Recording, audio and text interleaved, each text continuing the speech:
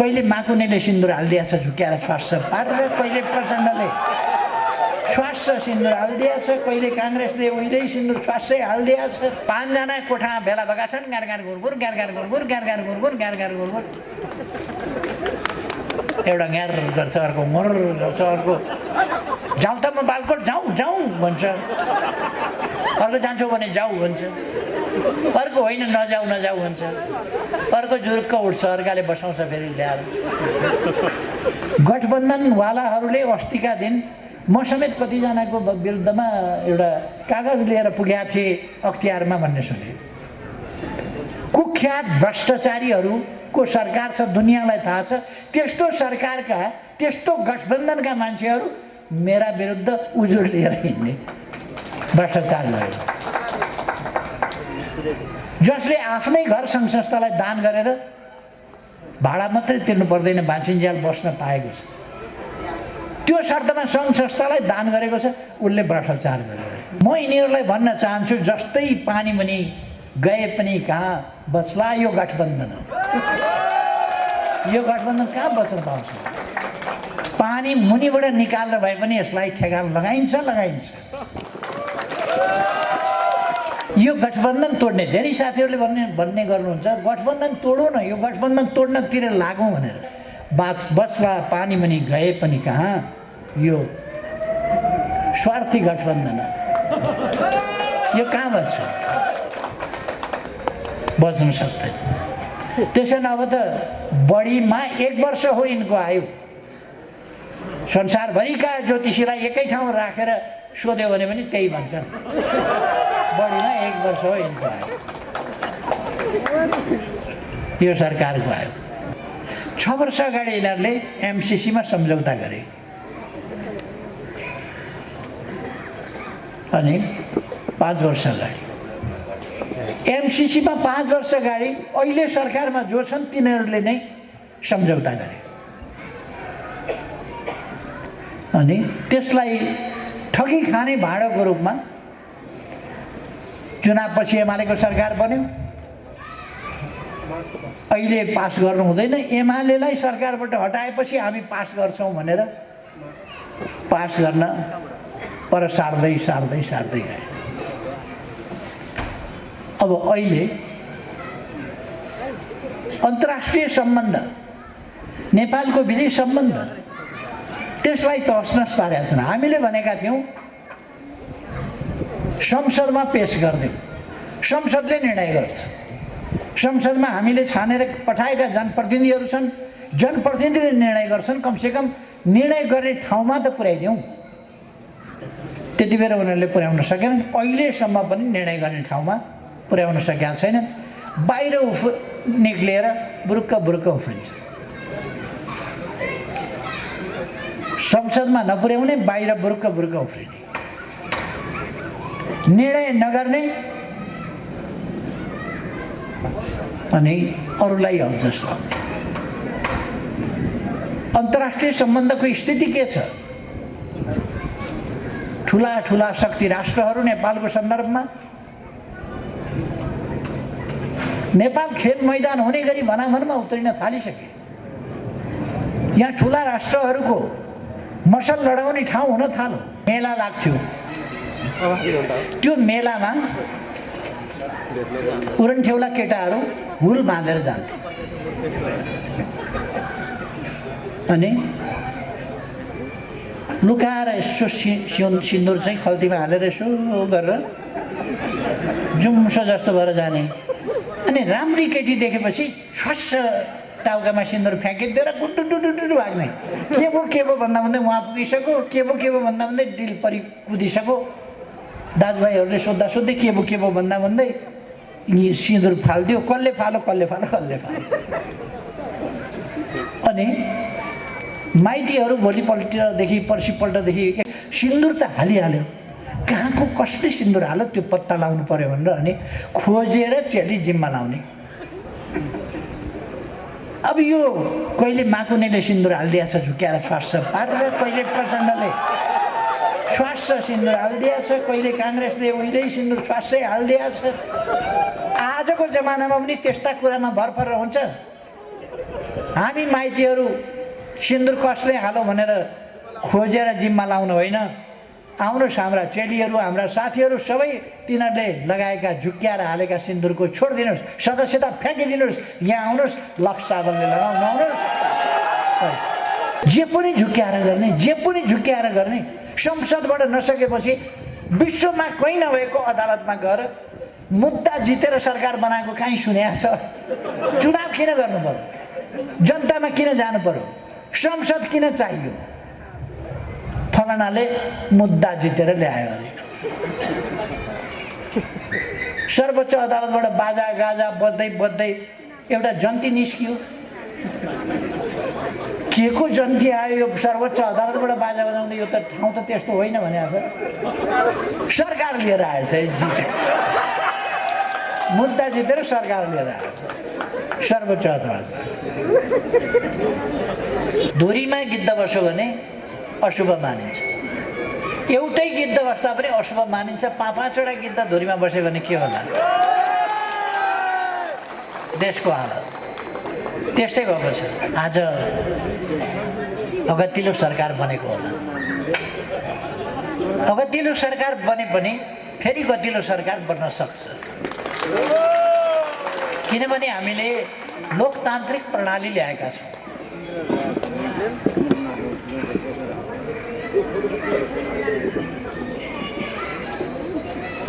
स्वाभाविक हो, प्रतिक्रियावादी शक्तिहरू चुप लागेर बस्दैन, सजिलै पराजय स्वीकार्दैन। तिनीहरूले षड्यन्त्र टिक्डम जालझेल गरिरहन्छ। तर तिनीहरूले सत्ता प्राप्त गरे पनि काम गर्न सक्दैन, राम्रो गर्न सक्दैनन्, नराम्रो मात्रै गर्छन्। त्यसकारण ती लोकप्रिय हुन सक्दैन। नेकपा एमालेको सरकार ढाले, त्यो सरकारले राम्रा काम गर्यो। यदि सरकार ढालेन भने हामी फेरि फर्केर आउन सक्दैनौँ भन्ने त्रासले उनीहरूले सरकार ढाले। त्यस इखले उनीहरूले त राम्रो काम गर्नु पर्थ्यो नि, राम्रो काम गर्न सकेन। अहिले कस्तो भएको छ? धुरीमा गिद्ध बस्यो भने अशुभ मानिन्छ। एउटै गिद्ध बस्दा पनि अशुभ मानिन्छ। 5-5वटा गिद्ध धुरीमा बस्यो भने के होला? देशको हालत त्यस्तै भएको छ। अघि नै भन्नु नि, 1400 बाटा काटे, 1200 बाटा काटे, 12 करोड बजेट काटे। थप्ने त गर्नै सक्दैनन् त यिनीहरू, काट्ने नै मात्रै हो। बजेट काट्ने, बाटा काट्ने, अस्पताल काट्ने, बनाउन नदिने। बनाउन खोज्यो भने कुनै डाक्टरले राम्रो काम गर्यो भने लखेटिहाल्ने। भक्तपुरतिर पनि त्यस्तो भएको होला। कुनै डाक्टरले राम्रो काम गर्यो भने लखेटिहाल्ने, कुनै प्रशासकले राम्रो काम गर्यो भने लखेटिहाल्ने, कुनै प्रहरीले राम्रो ड्युटी गर्यो भने लखेटिहाल्ने, कुनै शिक्षकले राम्रो पढायो भने लखेटिहाल्ने, कुनै प्रोफेसरले राम्रो गर्यो भने लखेटिहाल्ने। यो उनीहरूको मती हो। तर चिन्ता मान्नु पर्दैन, चिन्ता मान्नु पर्दैन। किनभने लोकतन्त्र देशमा आएको छ, प्रजातन्त्र आएको छ, र प्रजातन्त्रमा जालझेल षड्यन्त्र टिक्डम गरेर कब्जा गरिहाल्यो भने पनि त्यो टिकाउन सक्दैन। फेरि फर्किएर जनताको राज आउँछ। आजको यस विशेष दिनमा 72औं प्रजातन्त्र दिवसको उपलक्ष्यमा म आजको दिन ल्याउन आफ्नो जीवन बलिदान दिने ज्ञात अज्ञात तमाम शहीदहरू, त्यसमध्ये हामीलाई ज्ञात भनेका वीर बाँकादेखि लिएर लखन थापादेखि लिएर 97 सालका शहीदहरूदेखि लिएर विद्रोहको झन्डा बोकेर जल समाधि लिने योगमाया र उहाँको समूहदेखि लिएर 7 साल, त्यसपछि 29 सालमा झापामा जेलबाट निकालेर मारिएका शहीदहरू, नखुमा जेलबाट निकालिएर मारिएका शहीदहरू, गोलघरबाट 2035 सालमा माघ 25 गते निकालेर लगेर गोली हानिकन मारिएका शहीदहरू लगायत तमाम शहीदहरूप्रति हार्दिक एवं भावपूर्ण श्रद्धाञ्जली अर्पण गर्न चाहन्छु यस विशेष दिनमा। हामी उहाँहरूबाट प्रेरणा प्राप्त गर्छौँ। उहाँहरूका सपनाहरू, उहाँहरूका सपना ढाँट सपनाहरू होइनन्, जीवन दिएर उहाँहरूले केका लागि सपना देख्नुभएको थियो भन्ने कुरा उहाँहरूले आफ्नो जीवन बलिदान दिएर देखाएको निष्ठाबाट प्रमाणित हुन्छ भनेर मात्रै प्रमाणित हुँदैन, कामबाट प्रमाणित हुन्छ। उहाँहरूले देख्नु भएको सपना सुन्दर भविष्यको थियो, देशको रक्षाको थियो, देशको विकासको थियो, देशको उपलब्धिको थियो, समृद्धिको थियो। उहाँहरूले देख्नु भएको सपना सर्वे भवन्तु सुखिनः सर्वे सन्तु निरामयाको थियो। सबै सुखी हुन्, सबै सुखी हुनु पर्दछ,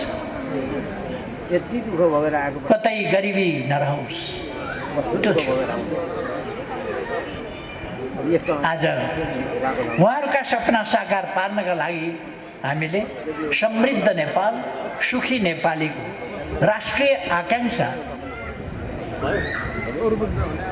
त्यसलाई सूत्रबद्ध गरेका छौँ। नेपाली के चाहन्छन्, नेपालको राष्ट्रिय आकांक्षा, नेपालको साझा आकांक्षा, सबै नेपालीले चाहेको कुरा के हो भन्दा नेपाल समृद्ध होस्, विकसित होस्,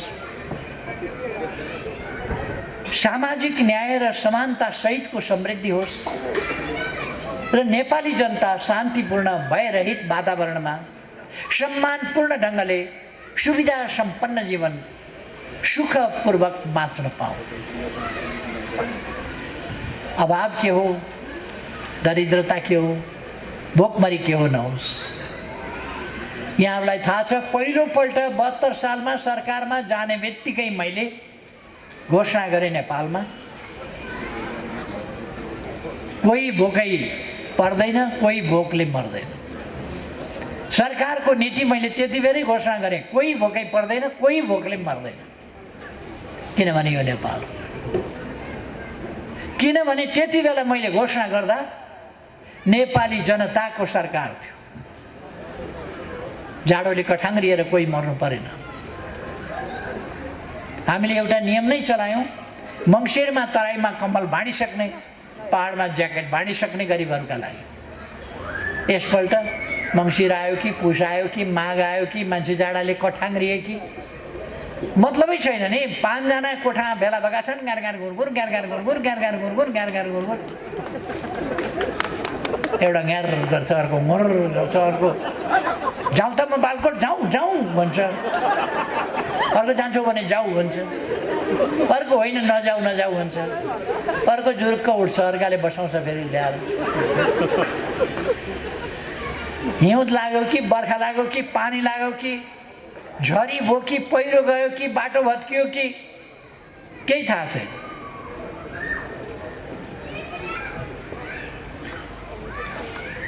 अहिले सरकारसँग पैसा छैन। एमालेको सरकार बन्यो भने भन्ने बित्तिकै पैसा हुन्छ। अचम्म छ क्या, एमालेको सरकार बन्यो भने चौडा 6 लेनका बाटा बनाउँछ, दनादन बाटा बनाउँछ, हुलाकी सडक पनि बनाउँछ, फास्ट ट्र्याक पनि बनाउँछ, एयरपोर्ट पनि बनाउँछ, यहाँ पनि बनाउँछ, वहाँ पनि बनाउँछ, अस्पताल बनाउँछ। एकैचोटि 396 वटा अस्पताल शिलान्यास गर्छ, बजेट छुट्याउँछ, अगाडि बढाउँछ। एमाले आयो, हिम्मत आयो, आँट आयो, जागर आयो, उत्साह आयो, बजेट आयो, नीति आयो, कार्यक्रम आयो, विकास आयो। एमाले गयो, सबै कुरा गयो। त्यो हामीले देखेकै छौँ। अब हामीले 72औं प्रजातन्त्र दिवस आज मनाउँदैछौँ। हामी चर्चा गर्छौँ विकासका, हामी काम गर्छौँ विकासका, सरकार परिवर्तनको, कसलाई ढाल्ने, कसलाई के गर्ने, मुद्दा हाल्न जाने, अदालत कुद्ने, अख्तियार कुद्ने, कुनै कता कुद्ने, यस्ता खालका काम हामी गरिरहेका छैनौँ। आज पनि हामी के को चर्चा गर्दैछौँ? हामीले अस्पताल उद्घाटन गर्यौँ, अस्पताल उद्घाटन गर्यौँ, आइसियु एससियु समेतका विभिन्न सुविधाहरू भएको अस्पताल, आधुनिक सुविधाहरू भएको अस्पताल, अनुभवी दक्ष योग्य चिकित्साकर्मीहरू भएको, उत्कृष्ट ज्ञान क्षमता भएका प्राविधिकहरू भएको, प्राविधिकहरूलाई आवश्यक पर्ने उपकरणहरू भएको र सबभन्दा बढी मानिसलाई माया गर्ने अस्पतालको वातावरण, डाक्टर, नर्सेस, स्वास्थ्यकर्मी, अरू सबैको मान्छेलाई माया गर्ने, बिमारीलाई माया गर्ने र निको पार्नुपर्छ, उपचार दिनुपर्छ भन्ने भावनाले ओतप्रोत भएको, आफूबाट हुने तत्काल आफूले गर्ने, आफूबाट हुन सक्दैन भने हुन सक्ने ठाउँमा रेफर गर्ने, त्यस्तो अस्पताल, त्यसको यहाँ सुरु भएको छ। म भक्तपुरवासी सबै दाजुभाइ दिदीबहिनीहरूलाई बधाई भन्न चाहन्छु। तर यस अस्पतालले भक्तपुरको मात्रै सेवा गर्ने छैन। अस्पताल यस्तो चिज हो जहाँको अस्पतालले, जहाँको डाक्टरले जहाँ पनि सेवा गर्नुपर्ने हुनसक्छ। कमसेकम आसपासका ठाउँहरू त गर्छ नै। अर्को कुरा, जुन अस्पतालमा बिमारीले राम्रो व्यवहार पाउँछ, राम्रो उपचार पाउँछ, हो त्यही अस्पताल बिमारी जान चाहन्छ। जहाँ रफ व्यवहार छ त्यहाँ जान चाहँदैन। जहाँ सुमधुर व्यवहार छ, मानवीय व्यवहार छ, आत्मीय व्यवहार छ, त्यहाँ बिमारी जान चाहन्छ र त्यस्तो ठाउँमा उपचार गर्न चाहन्छ। त्यहाँको आत्मीय व्यवहारले, मानवीय व्यवहारले उसको आधा बिमारी निको भएको पुग्ने बित्तिकै महसुस हुन्छ। त्यो वातावरण यस हस्पिटलमा हुनेछ भन्ने मैले विश्वास गरेको छु। यस अस्पतालका समस्याहरू, यहाँ जमिनको कमी रहेको कुरा र जमिन प्राप्त गर्ने ठाउँ र सम्भावना रहेको, त्यस प्रक्रियालाई अगाडि बढाउनु पर्ने कुरा, यहाँको बजेट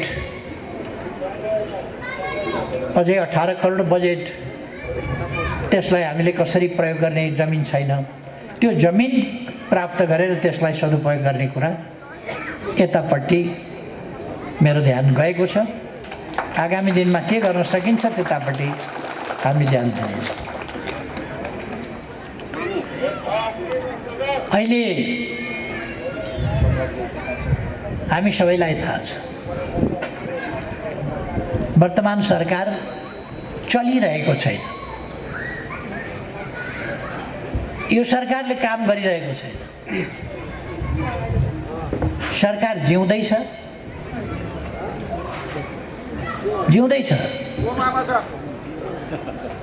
तर सरकार चटपटी पटाउँदैन, केही गर्दैन। अलिअलि चटपटायो भने त्यसले उपद्रव गर्छ केही न केही। त्यस खालको स्थिति देशमा छ अहिले। यस स्थितिलाई हामीले बदल्नु छ। फेरि पनि हामी यो गठबन्धन तोड्ने, धेरै साथीहरूले भन्ने गर्नुहुन्छ, गठबन्धन तोडौँ न, यो गठबन्धन तोड्नतिर लागौँ भनेर। यस गठबन्धनले हामी सरकारमा हुँदा, प्रतिपक्षमा हुँदा यसले देश विदेशका सबै जनविरोधी, देश विरोधी शक्तिहरूलाई लिएर हाम्रा विरुद्ध कुप्रचार गरे हैरान पार्थ्यो। अहिले उसलाई कुप्रचार गर्ने पनि फुर्सद छैन।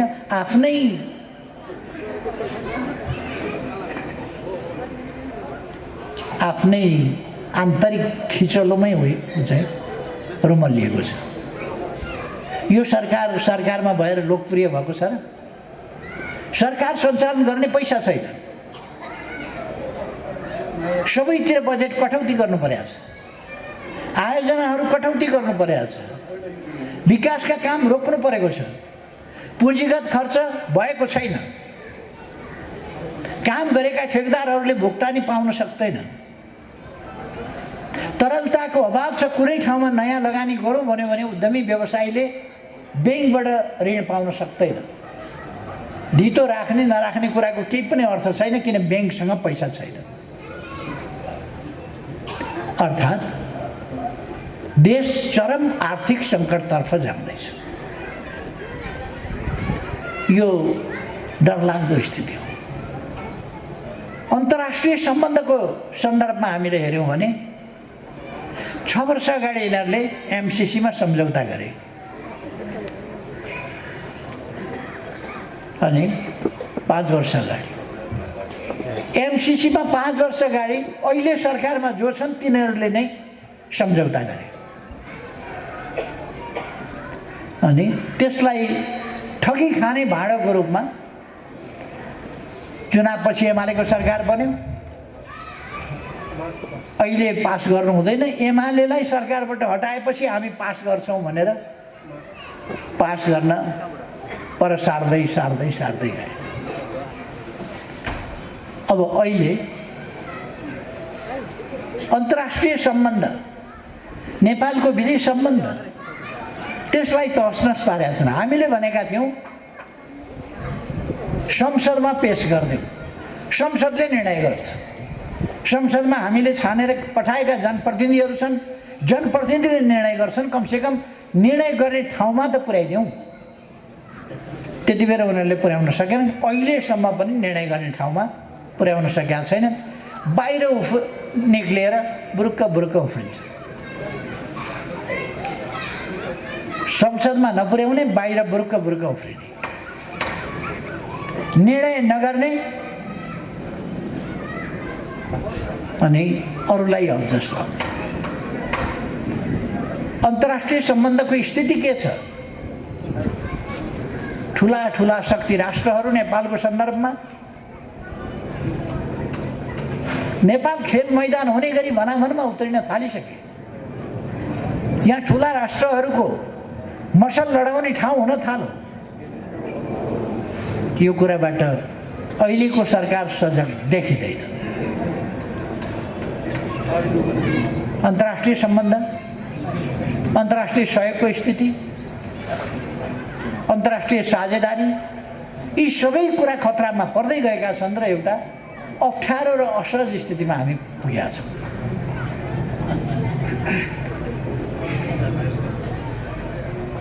मैले देशको अर्थतन्त्रको स्थिति भने, विदेश सम्बन्धको स्थिति भने, आन्तरिक परिचालन के छ?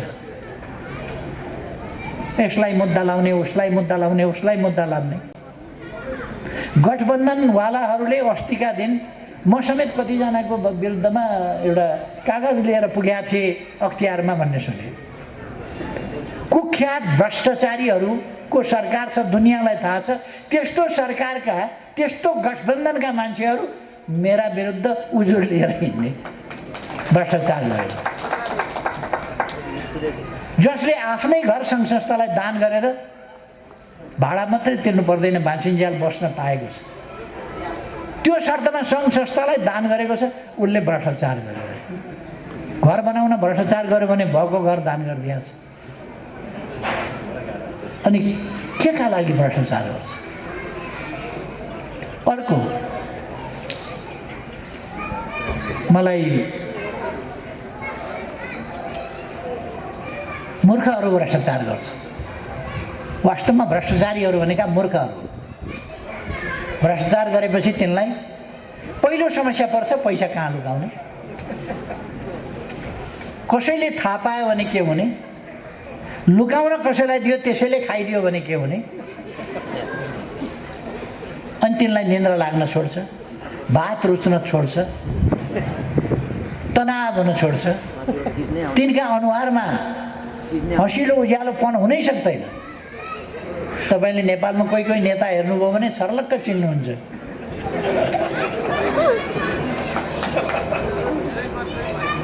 तिनको अनुहारमा प्रसन्नता हुँदैन।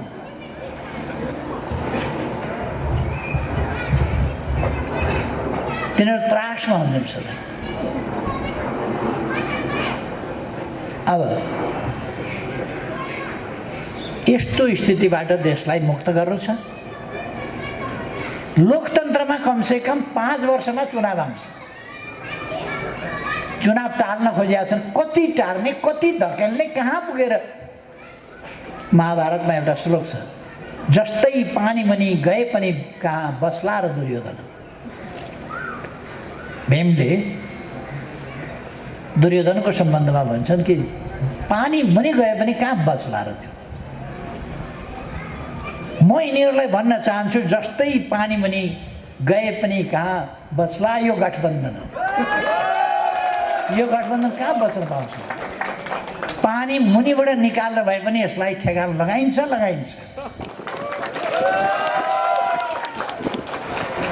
नेकपा एमालेलाई सरकारमा पुर्याउनका लागि चुनाव जित्नु परेको होइन।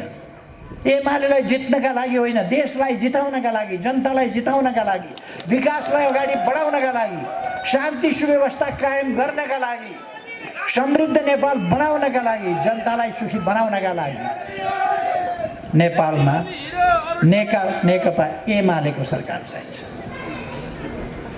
र चुनाव आउँदैछ।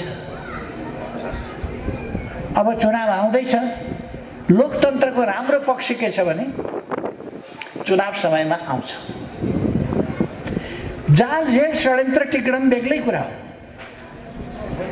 मैले हिजो एउटा प्रशिक्षण कार्यक्रममा बोल्दाखेरि भनेको थिएँ, उहिले अटल बिहारी वाजपेयीलाई महाभियोगको प्रस्ताव लगाएर प्रधानमन्त्रीबाट हटाउँदै थिए। त्यति बेला उहाँहरूको पोलिटिक्ससँग मतलब छैन मलाई है। फेरि मैले उहाँहरूको पोलिटिक्ससँग कुन पार्टी कसो पार्टी को जितोस् को हारोस् केही पनि भनेको छैन। भारतको एउटा सांसदले गरेको भाषण मात्रै मैले यहाँ सम्झिँदैछु। उनले गरेको भाषण। सुषमा स्वराज भन्ने एकजना सांसद हुनुहुन्थ्यो, पछि परराष्ट्र मन्त्री हुनुभयो। उहाँले त्यति बेला एउटा भाषण गर्नुभएको थियो। राम बलवान हुनुहुन्थ्यो, शक्तिशाली हुनुहुन्थ्यो, भगवान हुनुहुन्थ्यो। बलवान हुनुहुन्थ्यो, भगवान हुनुहुन्थ्यो, शक्तिशाली हुनुहुन्थ्यो, सब कुछ हुनुहुन्थ्यो। कसैले पनि उहाँलाई केही बिगार्न सक्दैनथ्यो।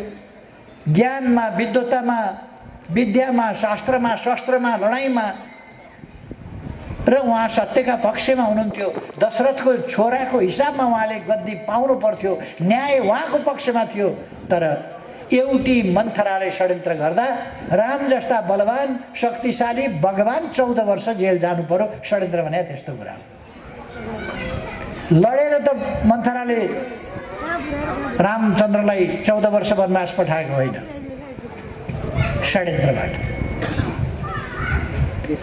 महाभारतमा अर्जुन भीम जस्ता गाण्डीवधारी गदाधारी त्यस्ता बलिष्ठ विद्वानहरू, लडाकुहरू, योद्धाहरू, महायोद्धाहरू ती छँदै धर्मराज युधिष्ठिरको न्यायोचित गद्दी एउटा शकुनीको षड्यन्त्रले खोस्यो र उनीहरू 12 वर्ष वनवास, 1 वर्ष गुप्तवास जानु पर्यो।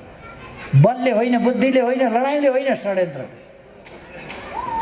अनि सुषमा स्वराजले भन्नुहुन्छ, एउटी मन्थराले षड्यन्त्र गर्दा, टिक्डम गर्दा, जाल जेल गर्दा भगवान राम 14 वर्ष जेल जानु वनवास जान पर्यो भने यहाँ त यत्रुविघ्न मन्थरा, यत्रुविघ्न कैकेयीहरू भएका ठाउँमा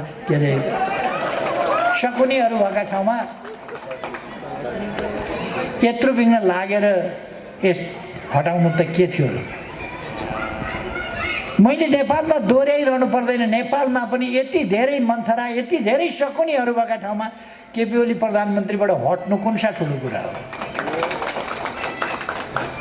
तर फेरि चुनाव आउँछ। यहाँ 14 वर्ष पर्खिनु पर्दैन, बढीमा 5 वर्षको कुरा हो। 3.5 वर्ष चलाइसकेर 3.5 वर्ष यिनीहरूले हल्लाउँदै ठिक भयो, जरा हल्लाउँदै ठिक भयो, हाँगा हल्लाउँदै ठिक भयो। 3.5 वर्ष बल्ल 3.5 वर्षमा ढाल्न सके। 1.5 वर्ष बाँकी रह्यो। 1.5 वर्षभित्र चुनाव आउनु पर्थ्यो। 6 महिना गइसक्यो। अब 1 वर्षभित्र चुनाव आउनै पर्छ। बसवा पानी मुनि गए पनि कहाँ, यो स्वार्थी गठबन्धन यो कहाँ बच्छ, बच्न सक्दैन। त्यसैले अब त बढीमा 1 वर्ष हो यिनको आयु। संसारभरिका ज्योतिषीलाई एकै ठाउँ राखेर सोध्यो भने पनि त्यही भन्छन्, बढीमा 1 वर्ष हो यिनको आयु। यो सरकारको आयु। त्यसो भएर अहिले म धेरै समय नल्याउँ। साथीहरू, त्यो मान्छेको जात पनि अलिकति कस्तो हुन्छ भने नि, एक कोरिएपछि एक कोरियो, एक कोरियो, एक कोरियो। यो पूर्वतिर हाम्रोतिर उहिले चलन थियो, मेला लाग्थ्यो। त्यो मेलामा उरनठेउला केटाहरू हुल बाँधेर जान्थे अनि लुकाएर यसो सिन्दुर चाहिँ खल्तीमा हालेर यसो गरेर जुम्सो जस्तो भएर जाने। अनि राम्री केटी देखेपछि छस्स टाउकामा सिन्दुर फ्याँकिदिएर गुड्डु भाग्ने। के भो भन्दा भन्दै उहाँ पुगिसक्यो, के भो भन्दा भन्दै डिल परि कुदिसक्यो। दाजुभाइहरूले सोद्धा सोध्दै के भो भन्दा भन्दै सिन्दुर फालिदियो। कसले फालो। अनि माइतीहरू भोलिपल्टदेखि पर्सिपल्टदेखि सिन्दुर त हालिहाल्यो, कहाँको कसले सिन्दुर हाल्यो त्यो पत्ता लाउनु पर्यो भनेर अनि खोजेर चेली जिम्मा लाउने। अब यो कहिले माकुनेले सिन्दुर हालिदिएछ झुक्याएर स्वास्छ पारेर, कहिले प्रचण्डले स्वास्छ सिन्दुर हालिदिएछ, कहिले काङ्ग्रेसले उहिल्यै सिन्दुर स्वास्छै हालिदिएछ। आजको जमानामा पनि त्यस्ता कुरामा भर परेर हुन्छ। हामी माइतीहरू सिन्दुर कसले हालो भनेर खोजेर जिम्मा लाउनु होइन। आउनुहोस् हाम्रा चेलीहरू, हाम्रा साथीहरू सबै तिनीहरूले लगाएका झुक्क्याएर हालेका सिन्दुरको छोडिदिनुहोस्, सदस्यता फ्याँकिदिनुहोस्। यहाँ आउनुहोस्, लक्स साबलले लगाउनु आउनुहोस्। यो झुक्क्याएर हालेका सिन्दुरका पछाडि लाग्न काम छैन। सदस्यता फ्याँकिदिनुहोस्, नेकपा एमालेमा आउनुहोस्, देश बनाउने अभियानमा लाग्नु, झुक्क्याएर होइन। जे पनि झुक्क्याएर गर्ने। संसदबाट नसकेपछि विश्वमा कहीँ नभएको अदालतमा गएर मुद्दा जितेर सरकार बनाएको कहीँ सुनेको छ? चुनाव किन गर्नु पर्यो? जनतामा किन जानु पर्यो? संसद किन चाहियो? फलानाले मुद्दा जितेर ल्यायो अरे। सर्वोच्च अदालतबाट बाजा गाजा बज्दै एउटा जन्ती निस्कियो। के को जन्ती आयो? यो सर्वोच्च अदालतबाट बाजा बजाउँदै, यो त ठाउँ त त्यस्तो होइन भने अब सरकार लिएर आएछ, मुद्दा जितेर सरकार लिएर आयो सर्वोच्च अदालतमा। यस्तो गजब नेपालमा हुन्छ। तर म साथीहरूलाई फेरि भन्न चाहन्छु, यहाँ लोकतन्त्र छ, 5 वर्षभित्र चुनाव हुन्छ। अब बाँकी 1 वर्ष छ। अदालत सदालत कसैको केही लाग्दैन। अब फैसला जनअदालत हो। अब जनअदालतले फैसला। माओवादीले 4 जना राखेर जनअदालत भन्थ्यो। हामी 4 जना होइन, 3 करोड नेपालीका सामनेमा जनअदालतको कुरा। त्यसको तयारी गरौँ साथीहरू। यस्तो हस्पिटलहरू, एमाले आयो, हस्पिटल आयो, एमाले आयो, विद्यालय आयो, कलेज आयो, युनिभर्सिटी आयो, विकास निर्माण आयो। सुरुङ बाटाहरू कल्पना गरेका थिएन होला कसैले। हामीले सुरुङका बाटाहरू अब सुरु गरेका छौँ। यतै सुरुङ उतै सुरुङ योजना छन्। अब यो सरकार बिचरा अस्ति 6 महिनाको रिपोर्ट हेरेको, एमाले सुरु गरेको थानकोट नौबिसे सडक 275 मिटर एमाले हुँदा खनिसकेका थियो। 5 मिटर थपेर ठेकदारले 280 पुर्याएछ। ठेकदारले 5 मिटर थप्यो। सरकारका काम 100 दिनका सरकारका काम के हो भनेर 88 दिनमा सरकार बनाएको।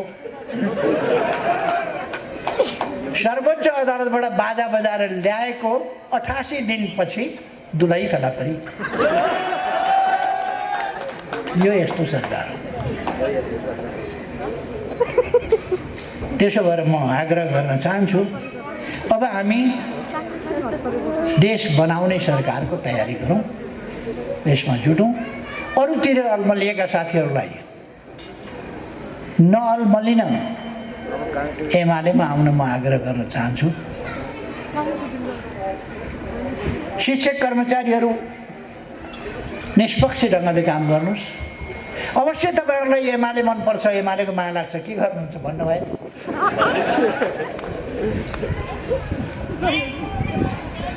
सिडिओ साहब मात्रै यसो हेरेको मात्रै देख्यो भने 2-4 दिनमा सर्भाइभ गरिदिन सक्छ। एसपी साहबले हेरेर थाहा पायो भने साथ दिन सक्छ। फलानु डिएसपीले त सलाम गर्दा मिसिक्क हाँसेर सलाम गरेको थियो। हाँस्यो किन मिसिक्क? रुँदै सलाम गर्न मिल्छ? रुँदै त सलाम गर्न भएन, हाँसेरै गऱ्यो होला। मिसिक्क हाँसेर सलाम गरेको थियो। त्यसकारण यस्ता कुराको परवाह नगर्नुहोस्, निष्पक्ष रहेर आफ्नो कर्तव्य पालना गर्नुहोस्, शान्ति सुरक्षा कायम गर्नुहोस्। एमाले पार्टी, एमाले पङ्क्ति, एमालेका स्वयंसेवक, एमालेका युवा, एमालेका भोलिन्टियर युवा पङ्क्ति, आवश्यक पर्यो भने युथ फोर्स, सबै कुरा एमालेसँग छ।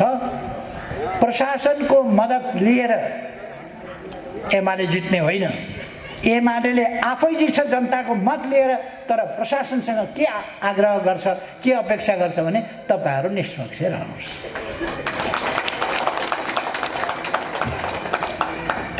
अब मैले धेरै समय नलिउँ, म साथीहरू सबैलाई धेरै धेरै धन्यवाद भन्न चाहन्छु। यो सूर्य विनायक नगरपालिकामा स्थापना भएको छ हस्पिटल, अत्यन्तै राम्रै चलोस् र यसले जनतालाई अत्यन्तै उच्च स्तरीय सेवा दिन सकोस्। जनतालाई सेवा दिएर जनताको आशीर्वाद प्राप्त गर्न सकोस्। जनताको आशीर्वाद भन्दा माथिको कुरा केही छैन, त्योभन्दा माथिको कुरा केही छैन। त्यो हामी नै त्यसको प्रमाण छ। जनताको आशीर्वाद बाहेक हामीसँग केही पनि छैन, तर जनताको आशीर्वादले पुगेको छ। सुन्छु अरूको चुनावमा कति करोड खर्च हुन्छ अरे, के करोड खर्च हुन्छ अरे। म बिहान घरबाट खाना खाएर निस्किन्छु, अथवा खाना नखाइकन निस्कियो भने गाउँमा भोज भतेर जस्तो गरेर दिदीबहिनीहरूले दाजुभाइहरूले खाना बनाएको हुन्छ, त्यहाँ नाचगान चढाएको हुन्छ, खाना खाएको हुन्छ, ती खाना खाइन्छ। बेलुका फेरि कार्यक्रमहरू गरेर घर फर्किन्छ।